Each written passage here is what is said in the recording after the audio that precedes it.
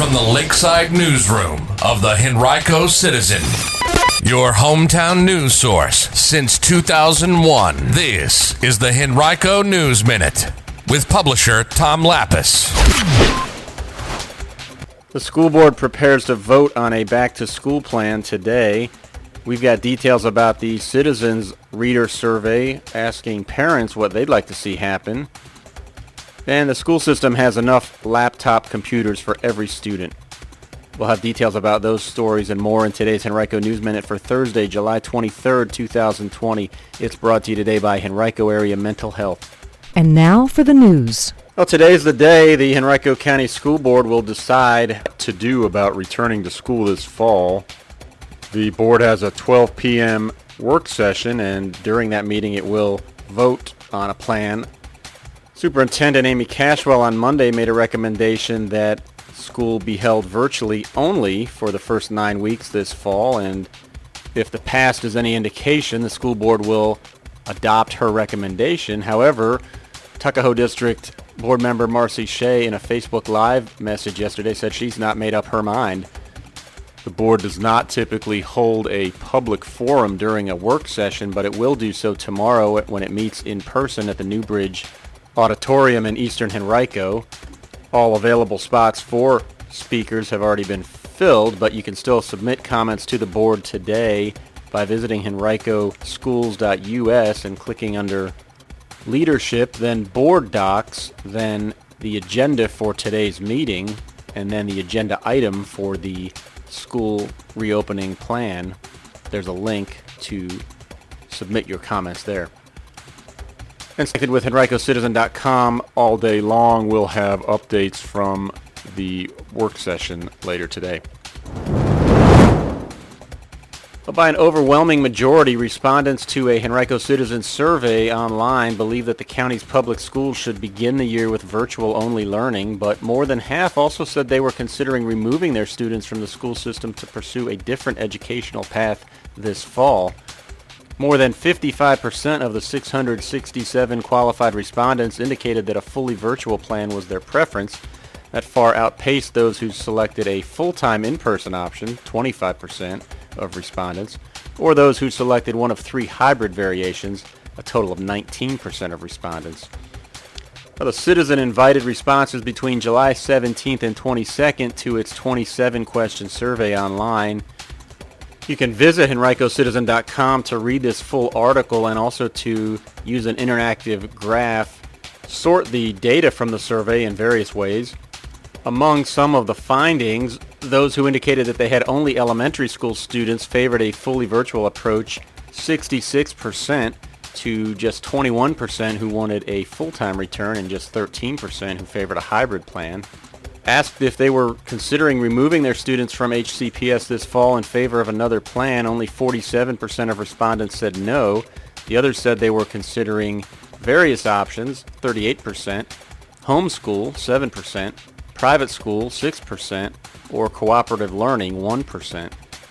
Among respondents, about 20% indicated that there would be no adults in their households who could work from home.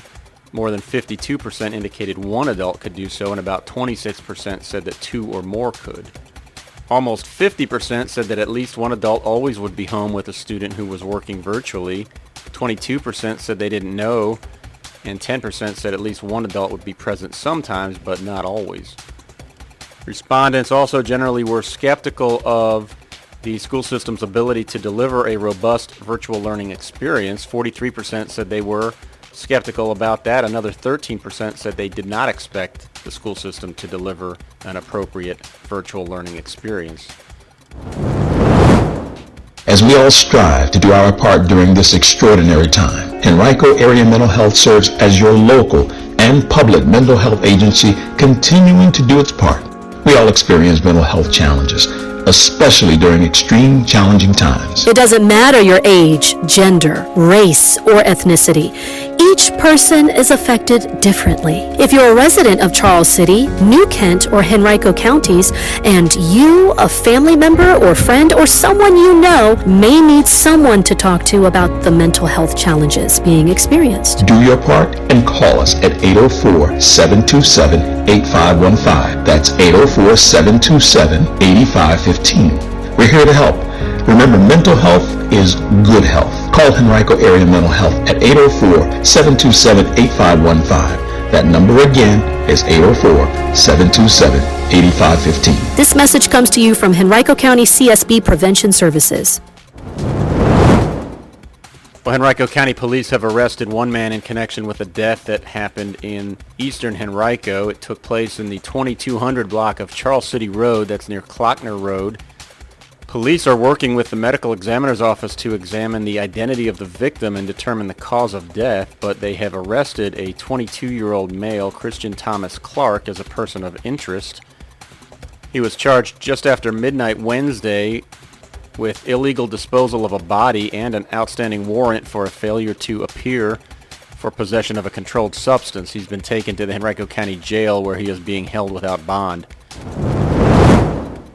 For the first time in its history, Henrico County Public Schools now has the ability to provide an individual laptop, computer, or tablet to every student in the system. That's more than 50,400 in total. The school system has been preparing for the possibility of partial or full-time virtual learning this fall for a number of months, and school system officials spent about $3.5 million recently to purchase a total of 10,000 new laptops, Chromebooks, and iPads, according to data the Citizen received from the school system. Now, all of that money is expected to be reimbursed through the Federal CARES Act once the county and its school system receive that money. All but 1,000 of the new computers are for pre-kindergarten, kindergarten, and first grade students. They're the only ones for whom a one-to-one computer program did not already exist in classrooms. All other elementary school students already have had individual Chromebooks for use in classrooms, and now they'll have access to those computers if they need them at home as well. The school system distributed about 6,000 Chromebooks in the spring to elementary school students whose families indicated they needed one to learn from home. And most of those students who are still in the system this fall will simply keep those computers, according to HCPS Director of Technology Brian Maddox. The exception will be rising 6th graders who must turn in their Chromebooks so they can pick up a Dell laptop, which is issued to every middle and high school student in the county. Now, school system officials are fairly confident that they were able to reach most elementary school students who needed a Chromebook this spring, but they know there are others who still likely will. And they also don't have a good sense about how many students in the county may not have internet access at home, according to Maddox, who said, quote, "We don't know. We don't really have all the information we would like to have at this point. There's still a good level of unknown," end quote. The school system has purchased 625 Wi-Fi hotspots, which are devices that can connect as many as 5 other devices to the internet, and another 400 are on the way. So far, it's distributed a total of about 500 hotspots to families of students without internet access.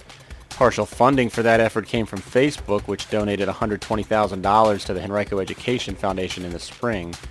Families that need internet access and would like a hotspot should contact their principals to make a request, according to Maddox, who says that once a family has been approved, a hotspot typically will be available for their pickup within a day. You can read much more about this topic on henricocitizen.com by clicking Education.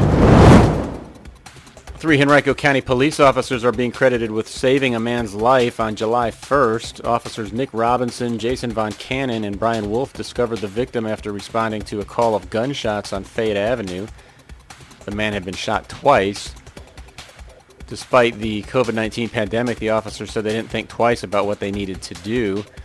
One started doing chest compressions while another gave the man breaths. The officers were able to stabilize the victim until Henrico firefighters arrived and took him to the hospital. There he recovered and went home just a few days later. You can see more about this story on henricocitizen.com by clicking under News and then on Public Safety. Henrico County witnessed a moderate increase in its 7-day positivity percentage related to COVID-19 infections. It rose from 5% to 5.6% as of July 18th. That's the most recent day available from the Virginia Department of Health dashboard. But it's still lower than the state average of 7.9%. Henrico's figure is expected to continue fluctuating slightly in the coming days as testing encounters in the county have varied by day. The VDH announced 25 new confirmed cases of the virus in Henrico yesterday, bringing the county's total to 3,112. That's out of about 48,000 total testing encounters and creates an overall positivity rate of 6.4% since the pandemic began. In yesterday's update, 4 new hospitalizations related to the virus in Henrico were reported, but no new deaths were. Henrico has a total of 177 virus-related deaths.